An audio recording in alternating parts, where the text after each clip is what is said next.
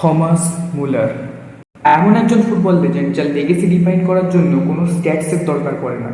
তার কাছে কোনো সুপার স্পিড নেই, দেখানোর মতো কোনো ফ্যান্সি স্কিল নেই, বা তার নাম টপ গোল স্কোরারদের মধ্যেও আসে না। তবু তার অনফিল্ড প্রেজেন্স টিমের উপর একটা হিউজ ইম্প্যাক্ট ফেলে। গেম সেন্স, যেটা প্লেয়াররা বছরের পর বছর খেলতে খেলতে ডেভেলপ করে। This man born with this quality.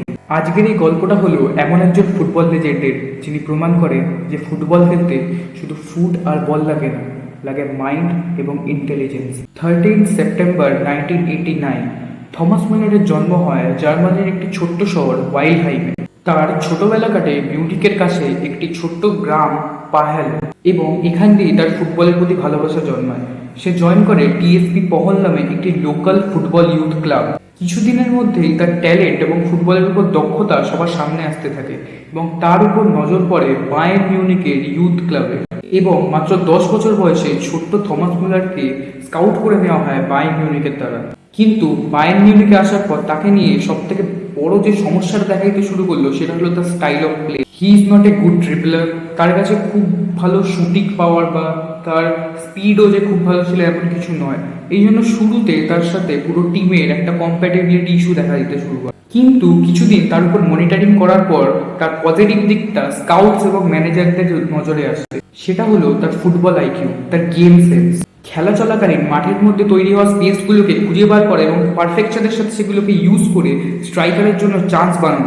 মুলারের এই এবিলিটির কথা মাথায় রেখে তাকে টিমে ইনক্লুড করা হয়, এবং ধীরে ধীরে সে টিমের সাথে পুরো সেটেল হয়ে যায়। এবং 2007 সালে বায়ার্ন মিউনিকের আন্ডার-19 টিমের হয়ে বুন্ডেসলিগায় সেকেন্ড ফিনিশ করে। 15 আগস্ট 2008 বুন্ডেসলিগার একটি ম্যাচে হ্যামবার্গার এসবির বিরুদ্ধে বায়ার্ন মিউনিকের হয়ে ডেবিউ করে থমাস মুলার। এই ম্যাচটা সে বেঞ্চ থেকে শুরু করে। কিন্তু 2009-10 সিজনে বায়ার্ন মিউনিকের ম্যানেজার লুইস ভ্যান গালের আন্ডারে মুলার বায়ার্ন মিউনিকের রেগুলার প্লেয়ার হয়ে ওঠে। এই সিজনে বায়ার্ন মিউনিক বুন্ডেসলিগা টাইটেল জেতে, ডিএফবি পোকাল জেতে এবং চ্যাম্পিয়ন্স লিগে সেকেন্ড ফিনিশ করে। ধীরে ধীরে মুলার হয়ে ওঠে বায়ার্ন মিউনিকের ব্যাকবোন। বায়ার্ন মিউনিকের হয়ে অল টাইম রেকর্ড অ্যাপিয়ারেন্সেও তার নামে, উইথ 743 ম্যাচেস। এবং বায়ার্ন মিউনিকের হয়ে তার অলমোস্ট 520টারও বেশি গোল প্লাস অ্যাসিস্ট রয়েছে। তার এই বায়ার্ন মিউনিকের সাথে 17 বছরের টেনিয়রে বায়ার্ন মিউনিক প্রচুর সাকসেসফুল হয়। 12টা বুন্ডেসলিগা টাইটেল, 6টা ডিএফএল পোকাল, 8বার ডিএফএল সুপার কাপ, 2বার চ্যাম্পিয়ন্স লিগ, 2বার সুপার কাপ এবং 2বার ফিফা ক্লাব ওয়ার্ল্ড কাপ, যার মধ্যে 2012-13 এবং 2019-20 বায়ার্ন মিউনিক ট্রেবেল জেতে। এবার থমাস মুলারের একটু ইন্টারন্যাশনাল কেরিয়ারের দিকে নজর দেওয়া যায়। 2010-এ জার্মান ন্যাশনাল টিমের হয়ে তিনি ইন্টারন্যাশনাল ডেবিউ করে। ওই বছর জার্মানি ওয়ার্ল্ড কাপে থার্ড ফিনিশ করে, এবং থমাস মুলার 5টা গোল করে টুর্নামেন্টের টপ গোল স্কোরার হয় এবং গোল্ডেন বুট পায়। এরপর 2014 ওয়ার্ল্ড কাপ চ্যাম্পিয়ন হয় জার্মানি, যেখানে 5টা গোল এবং 3টে অ্যাসিস্ট প্রোভাইড করে থমাস মুলার। এই টুর্নামেন্টে তাকে সিলভার বল দেওয়া হয় টুর্নামেন্টের সেকেন্ড বেস্ট প্লেয়ার হওয়ার জন্য।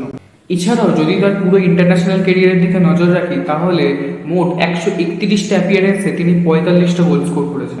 এবার আমরা কথা বলবো থমাস মুলারের লাইফের একটা আইকনিক স্টোরির ব্যাপারে। 2010 সালে ওয়ার্ল্ড কাপের আগে আর্জেন্টিনা ভার্সেস জার্মানির একটি ফ্রেন্ডলি ম্যাচ হয়। সেই সময় আর্জেন্টিনার ম্যানেজার ছিল ডিয়েগো ম্যারাডোনা। ম্যাচ শেষে প্রেস কনফারেন্সে থমাস মুলার জার্মানির হয়ে প্রেস কনফারেন্সটি অ্যাটেন্ড করতে যায়, এবং অন্যদিকে ডিয়েগো ম্যারাডোনা আসে আর্জেন্টিনার হয়ে প্রেস কনফারেন্সটি অ্যাটেন্ড করতে। তবে ডিয়েগো ম্যারাডোনা থমাস মুলারকে একজন বল বয় ভাবে এবং তার সাথে প্রেস কনফারেন্স করতে মানা করে দেয়। প্রেস কনফারেন্সটি শুরু হওয়ার আগেই সেখান থেকে বেরিয়ে যায়, যার ফলে প্রেস কনফারেন্সটি ক্যান্সেল করে দেওয়া। এর কয়েক মাস পর ওয়ার্ল্ড কাপের কোয়ার্টার ফাইনালে জার্মানি আর্জেন্টিনাকে 4-0 স্কোর লাইনে হারায়, যার স্কোর শিটে থমাস মুলারেরও নাম ছিল। এরপর মুলার মিডিয়ার সামনে এসে বলে, "I don't think he knew me back then, but now he does." Thomas মুলারের ব্যাপারে সবথেকে কনফিউজিং যেটা ছিল সেটা তার style of play. He is not a striker, he is not a winger, বা সে কোনো প্রপার নাম্বার 10ও নয়, প্রপার সেকেন্ড স্ট্রাইকারও নয়। থমাস মুলার তার নিজের রোলটাকে ডিসক্রাইব করার জন্য একটি নতুন ওয়ার্ড ইউজ করে, রম ডয়েটার, যার মানে হলো স্পেস ইন্টারপ্রেটার। থমাস মুলার খুব ভালো ড্রিবলার নয়, বা সে 5 জনের মধ্যে দিয়ে কোনো থ্রু পাস দিয়ে দেবে সেরকমও নয়। কিন্তু তার সব থেকে বড় ট্যালেন্ট হলো তার গেম সেন্স, তার স্পেস খুঁজে বার করার এবিলিটি এবং সেগুলোকে আরো এফিসিয়েন্সির সাথে ব্যবহার করার ক্ষমতা। তার শুধু অন বল নয়, অফ বল মুভমেন্টও প্রচুরভাবে ইম্প্যাক্ট করে একটা ম্যাচকে। এবার প্রশ্ন হলো, এত বড় মাপের প্লেয়ার হওয়ার পরেও তাকে নিয়ে এত বেশি মাতামাতি করা হয় না কেন? এর উত্তর হলো স্ট্যাটস। স্ট্যাটস দিয়ে তাকে অন্য কোনো প্লেয়ারের সাথে কম্পেয়ার করা যায় না। ব্যাপারটা হলো, আমরা সেই সব প্লেয়ারকে নিয়ে বেশি চর্চা করি যাদের পারফরমেন্স সরাসরি ফিল্ডে দেখা যায়, বা যারা নাম্বার প্রডিউস করতে পারে, গোলস বা অ্যাসিস্ট প্রোভাইড করতে পারে। কিন্তু থমাস মুলার এমন একজন প্লেয়ার যাকে শুধুমাত্র নাম্বার বা স্ট্যাটস দ্বারা ডিফাইন করা যায় না। তার মাঠে প্রেজেন্ট থাকাটাই টিমকে একটা আলাদা অ্যাডভান্টেজ প্রোভাইড করে। থমাস মুলার সবসময় চান্স ক্রিয়েট করে এসছে স্ট্রাইকারদের জন্য, যে জন্য সবসময় তিনি ওভারশ্যাডোড হয়ে এসছে। কেরিয়ারের শুরুতে রবেন ও রিবেরি এবং পরে লেভানডস্কির মতো স্ট্রাইকারদের জন্য।